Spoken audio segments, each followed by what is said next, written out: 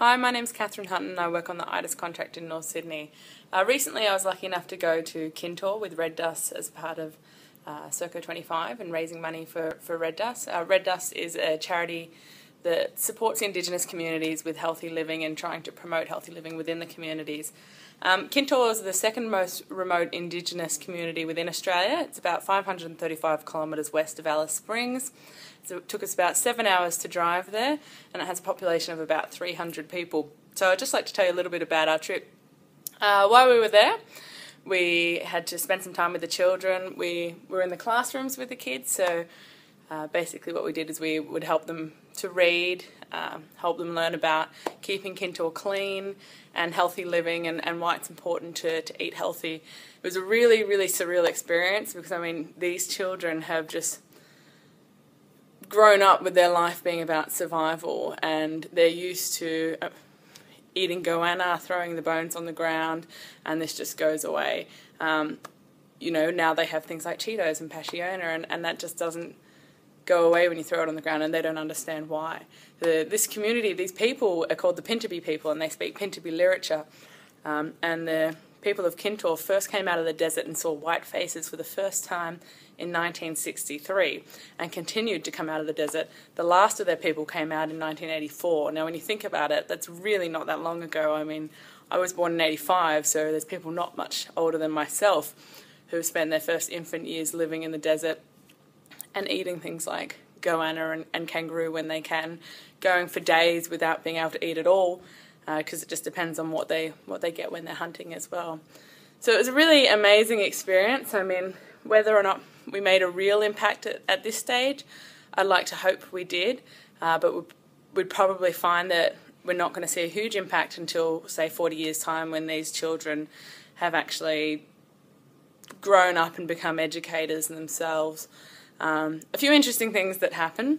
We talked to the kids about cleaning up. We cleaned up the whole school one morning, went around with the kids, tried to encourage them. They really respect Red Dust, so whenever you say you shouldn't do that or you pick up your rubbish, they really listen to you.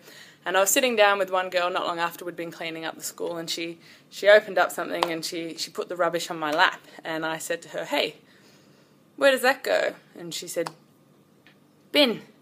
And I said, "Yeah, but who puts it there?" And she said, "White fella." So, I mean, it's so strange to think they still don't understand. You know, they still need to understand why it's important to put the rubbish in the bin and why it's important to eat healthy food. We also had some fantastic experiences with helping out with the swimming carnival, helping out with the kids learning to read, and helping with sports, so playing basketball and trying to encourage the kids to be active and healthy. We also got an opportunity to go goanna hunting with some of the elders. So there were 5 elder women and there were 5 of us, 4 of us from Circo and one Darren from Red Dust.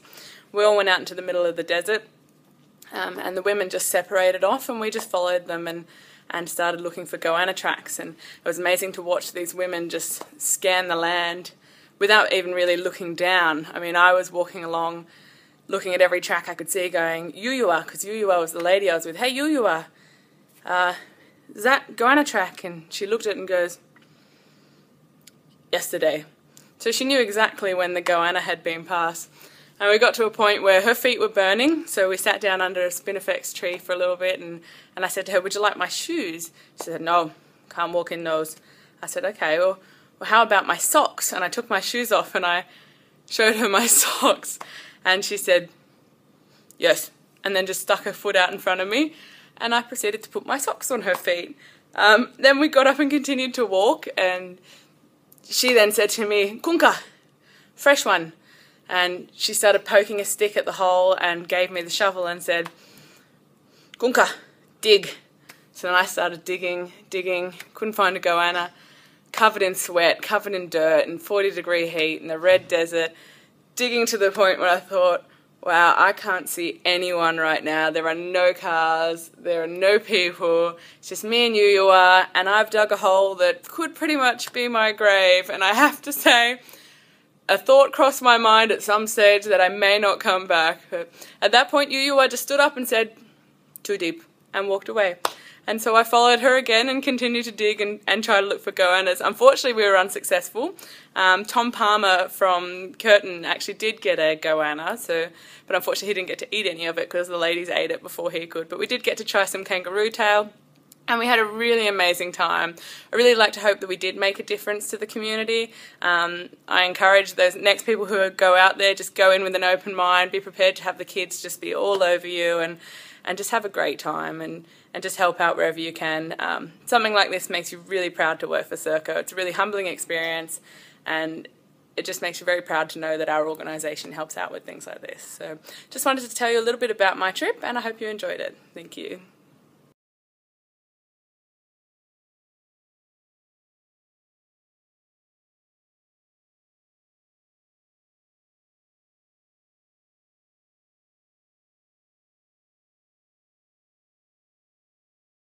Also, just really quickly before I let you guys go, there's an amazing book which speaks about the Kintore people if you're interested, and it is called The Lizard Eaters by Douglas Lockwood. This book is basically all about when the Kintore people first came out of the desert in 1963, and the man who's writing the book is some of the people who were out there on that exhibition to meet these Indigenous people. And it talks about how, I mean, in 1963, you know, there was a lot happening, and these people were a nomadic community. You know, they would be out in the desert, and all of a sudden they would see a plane fly over, and they would then bury themselves in the dirt under the spinifexes because they think it was a flying devil. So, really interesting book. As I said, it talks a lot about the Kintore people, how they came out of the desert and into Papunya, which is one of the villages close by. And I really encourage that you read it if you get an opportunity. Thanks.